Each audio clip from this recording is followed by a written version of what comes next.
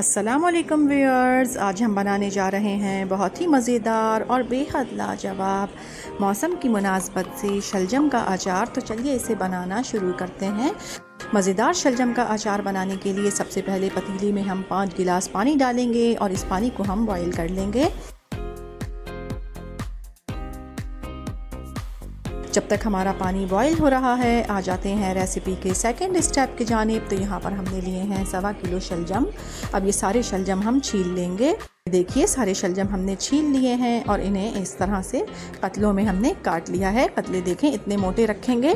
जो ज़्यादा बड़े शलजम थे उन्हें हमने इस तरह से 2-2 टुकड़ों में काट लिया है, बिल्कुल बारीक नहीं करेंगे। अब इन कतलों को हम धो लेते हैं। देखें हमारा पानी बॉईल हो गया है। अब इसे रूम टेम्परेचर पे ही हम ठंडा होने के लिए छोड़ देते हैं।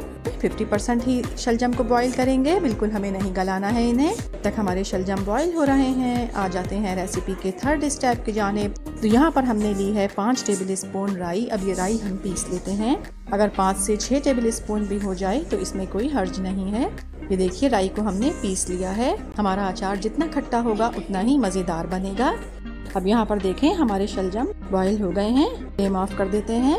जिस पानी में हमने इन्हें उबाला है ये पानी फेंक देते हैं और इन्हें ठंडा होने के लिए रख देते हैं। ये देखिए हमारे शलजम और हमारा पानी जो हमने बॉईल किया था ठंडा हो गया है। चलिए अचार बनाना शुरू करते हैं।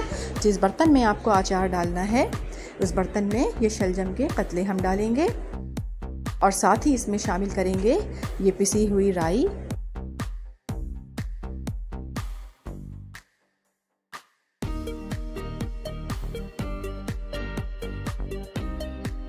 एक टेबल स्पून भर के नमक, 1.5 टेबल स्पून लाल मिर्च पाउडर, 1 टेबल स्पून अदरक लहसुन का पेस्ट। नमक और मिर्च आप अपने जायके के हिसाब से ही हमेशा इस्तेमाल कीजिए। अब ये मसाला हम शलजम पर अच्छी तरह से लगा देते हैं। ये देखिए मसाला हमने लगा दिया है। अब ये पानी जो हमने बॉईल किया था ये पानी भी हमारा ठंडा हो गया है। अब ये सारा पानी इसमें शामिल कर देते हैं।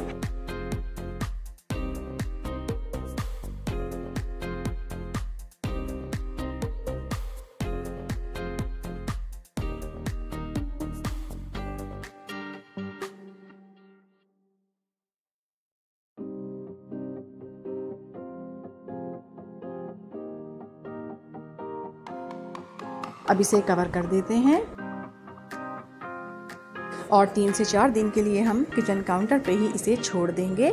लेकिन अगर आपके घर में धूप आती है तो आप इसे 3 दिन के लिए धूप में रख दें और अगर धूप नहीं आती तो इसी तरह किचन काउंटर पे इसे आप 3 से 4 दिन के लिए छोड़ दें।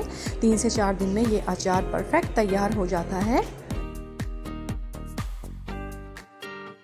देखिए अचार को हमने तैयार कर लिया है। वैसे तो ये अचार 3 दिन में तैयार हो जाएगा, लेकिन आपको दिखाने के लिए हमने थोड़ा सा अचार प्याली में निकाल लिया है। इंशाल्लाह जब ये अचार 3 दिन बाद तैयार होगा तो हम इस अचार का रिव्यू आपको अपनी किसी रेसिपी में ज़रूर दिलवाएंगे इंशाल्लाह। लेकिन फ़िलहाल आपको दिखाने के लिए ये अचार हम प्याली में थोड़ा सा निकाल लेते हैं।